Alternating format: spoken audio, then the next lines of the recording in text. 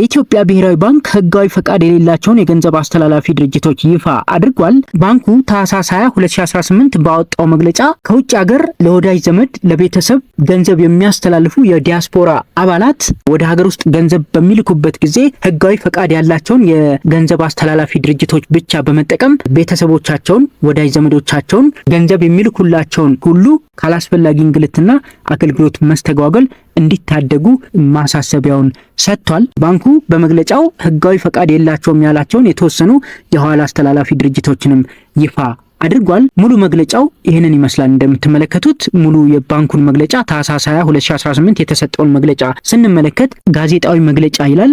ፈቃድ ያላቸው የገንዘብ አስተላላፊ ድርጅቶችን በመጠቀም ዙሪያ የተሰጠ ማሳሰቢያ ነው የሚለው።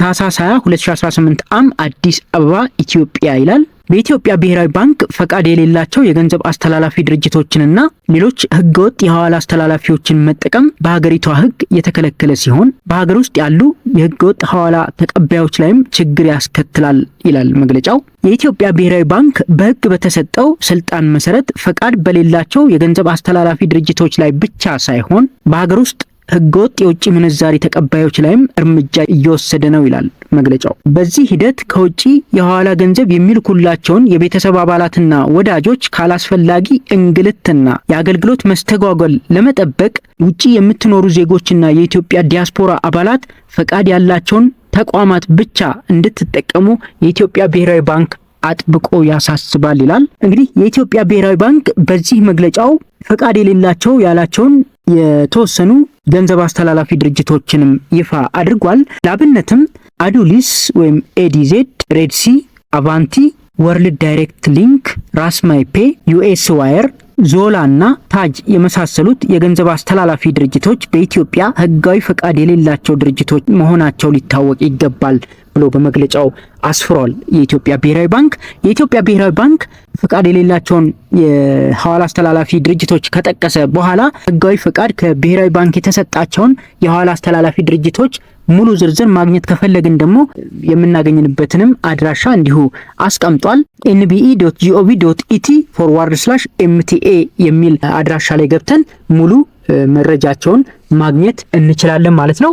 እንደምትመለከቱት nbe.gov.et/mta የሚባለው አድራሻ ላይ ስንገባ ሙሉ ፍቃድ ያላቸውን የሐዋላ አስተላላፊ ድርጅቶች መረጃ ማግኘት እንችላለን ማለት ነው። እንደምትመለከቱት ስክሪኑ ላይ እነኚህ በሙሉ ፍቃድ ያላቸው የሐዋላ አስተላላፊ ድርጅቶች መሆናቸውን ብሔራዊ ባንክ ገልጿል። ስለዚህ በዓለም ተንተረሳችሁ ለወዳጅ ዘመድ ገንዘብ የምታስተላልፉ የዲያስፖራ አባላት እንዲሁም በውጭ የምትኖሩ ኢትዮጵያውያን ይህንን አውቃችሁ እነኚህ ህጋዊ ፈቃድ ያላቸውን ብቻ መጠቀም እንድትችሉ የኢትዮጵያ ብሔራዊ ባንክ አሳስቧል ማለት ነው። እንደምትመለከቱት እዚህ ጋር ስክሮል እያደረጋችሁ ስትመለከቱ እነኚህ በሙሉ ፍቃድ ያላቸው ናቸው ማለት ነው።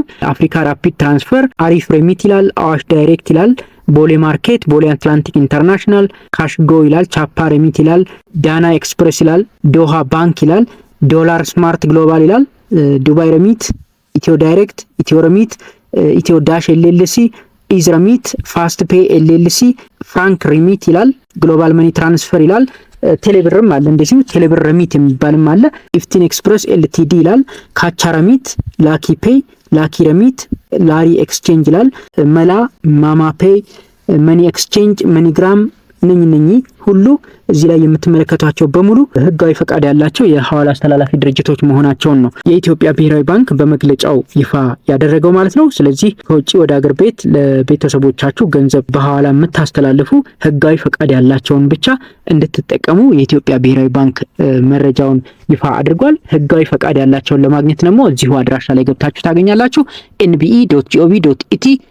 nbe.gov.et/mta የሚለው አድራሻ ላይ ገብታችሁ ሙሉ መረጃውን ማግኘት ትችላላችሁ ማለት ነው። ይህ መረጃ ይጠቅማችኋል ብለን እናስባለን። እንደወደዳችሁትም ተስፋ እናደርጋለን። እናመሰግናለን።